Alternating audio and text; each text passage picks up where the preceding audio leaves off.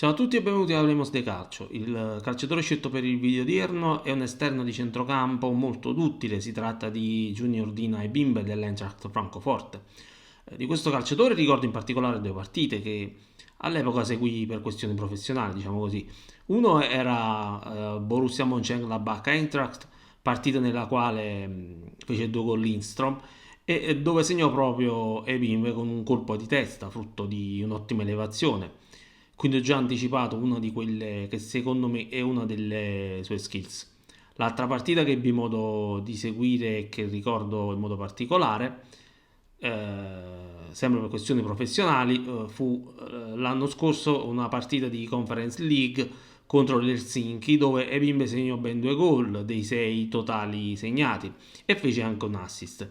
Se il primo gol fu sul calcio di rigore, e dunque sì, Ebimbe è anche un rigorista, uno che si prende la responsabilità di andare dal dischetto, apro parentesi, le squadre erano sullo 0-0, l'altro gol invece fu di piatto. La cosa bella del secondo gol fu il movimento ad attaccare il primo palo.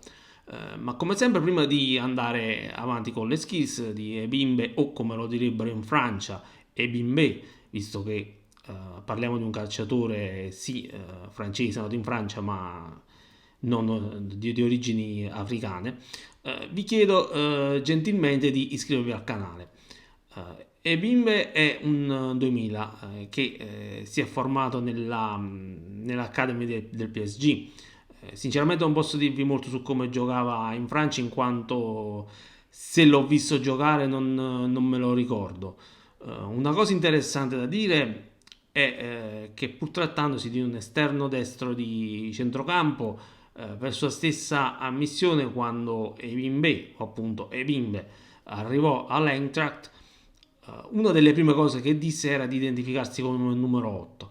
A causa di queste dichiarazioni e con il trascorrere del tempo, in molti hanno cominciato a paragonare il francese a Bellingham, ma ripeto, fondamentalmente io lo conosco come esterno, tuttavia, come detto all'inizio, è un centrocampista duttile, questo perché può giocare, e lo fa anche bene, sulla sinistra e sì, anche in posizione centrale, dove è stato schierato a volte.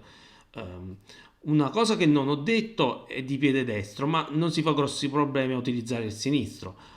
Aggiungo una nota di calciomercato. Si dice che Bimbe sia nel mirino dell'Everton. Guarda caso, il francese non era tra i convocati della partita contro il Borussia Dortmund. Ma torniamo alle skills di Ebimbe. La velocità è senza dubbio uno dei suoi punti di forza, così come la progressione. Ha una buona varietà di passaggi, verticalizza il gioco ed è abile a trovare il corridoio giusto per servire il compagno. Secondo me ha anche ottimi tempi di inserimento. È bravo nelle riaggressioni, si fa valere nel gioco aereo. In campo mette fuoco e determinazione. Insomma, è un calciatore da seguire con attenzione. Staremo a vedere se dovremo farlo ancora in Bundesliga o magari in Premier League, visto le voci sull'Everton. Chiudo qui il video, lasciate un commento e alla prossima volta.